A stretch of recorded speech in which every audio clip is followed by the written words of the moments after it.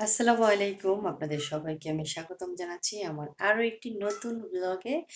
তো দিনটা শুরু করে দিচ্ছি আমি সকালের নাস্তা দিয়ে। আর আজকে সকালে আমি কি নাস্তা বানাবো সেটা আপনাদের সাথে শেয়ার করব। আমার জন্য খুবই স্পেশাল।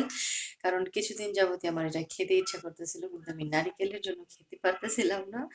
তো নারিকেলটা অবশেষে আনাই হয়নি। আপনাদের ভাইয়ের ২ দিন যাবত মনেই থাকে না নারিকেল আনতে। কিন্তু আমি ভাই নারিকেলের অপেক্ষায় থাকতে পারতেছি না। তো ভাবতেছি যে না আজকে নারিকেল ছাড়াই ওই খাবারটা আমি বানিয়ে খাবো। তবে কি সেটা দেখতে হলে অবশ্যই আপনাদের আমার ব্লগটা কন্টিনিউ করতে হবে। তো সাথেই থাকুন এবং দেখতেই থাকুন। তো ফাইনালি দেখুনিন আমি কি বানাবো। তো এদিকে আমি একটা ডো তৈরি করতেছি। এটা হইতেছে চালের গুঁড়ির ডো। ফুটন্ত গরম পানিতে আমি ঘি দিছি আর সাথে একটু লবণ দিয়ে তারপরে চালের গুঁড়ি দিয়ে এই ডোটা বানাইলাম।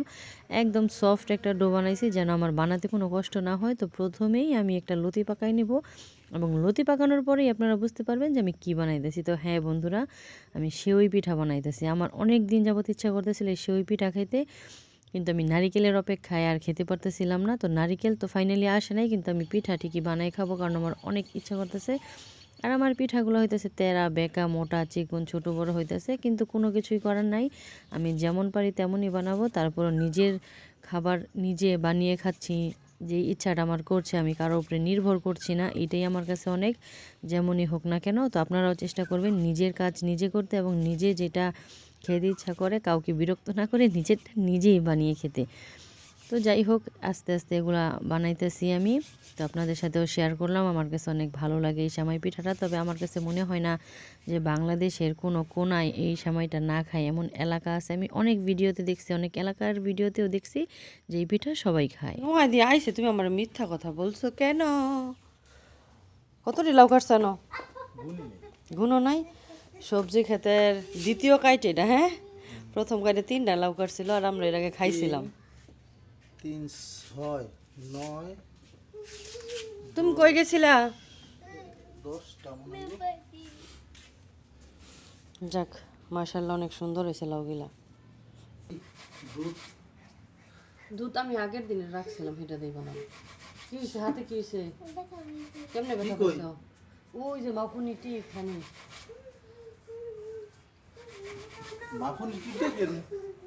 ও, রোজার দুধ রাখবা না? রোজের দুধ কত আনি? রোজার দুধ তোমার 1.5 কেজি।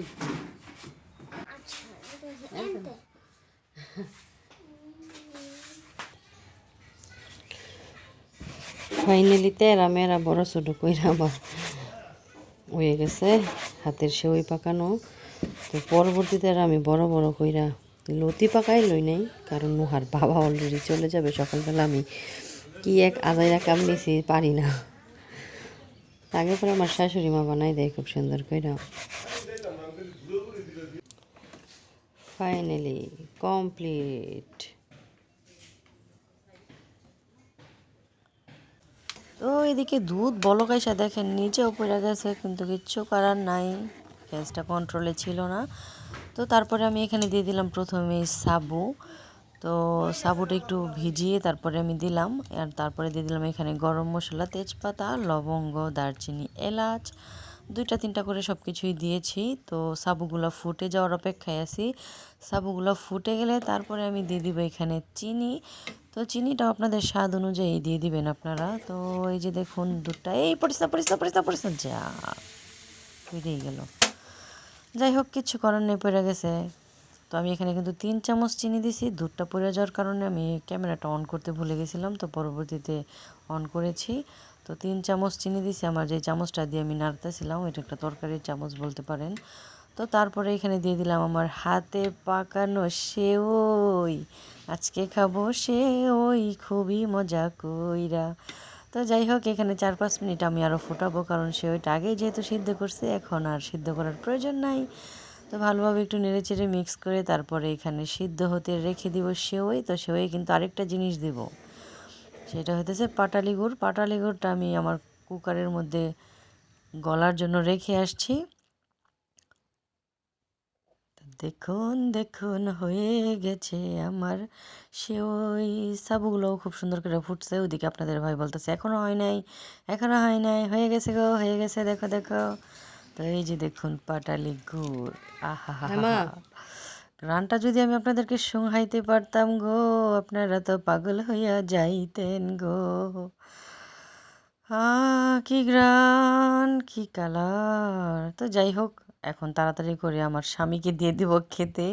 বেচারাকে আমি 20 মিনিট আর 20 মিনিট বলতে বলতে সকাল 7টায় বসেছি এটা বানাতে, এবং রান্না করে কমপ্লিট হইতে হইতে আমার 9টা বাজছে।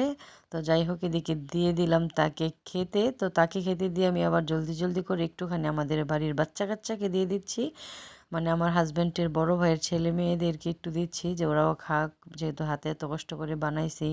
কিছু বানালে আবার আমি একা একা খেতে পারি না, সবাইকে দিয়ে টিয়েই খাই, বুঝছো? কেমন হয়েছে? ভালো হয়েছে। খালি তাড়াতাড়ি করে খাইতেছে, অনেক লেট হয়ে গেছে গো। দেরি আছে। দেরি আছে আরো যাইতে?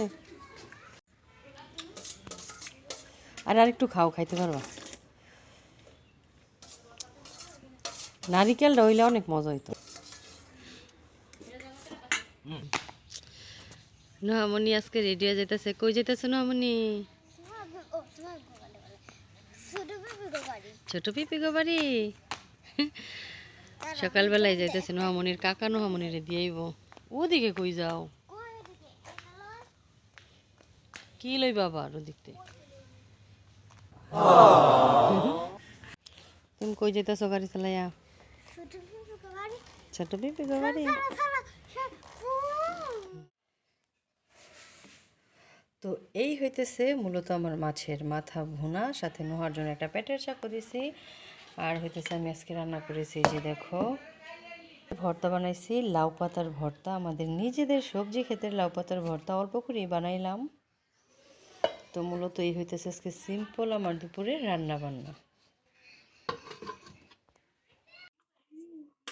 আই পড়ছো বেড়াইয়া? কি কি খাইছো পিপি গো বাইতে? শুনে যাও, শুনে যাও, কি কি খাইছো পিপি গো বাইতে? তাড়াতাড়ি বলো। গোস পোলাও মুরগি, আচ্ছা যাও খেলেও।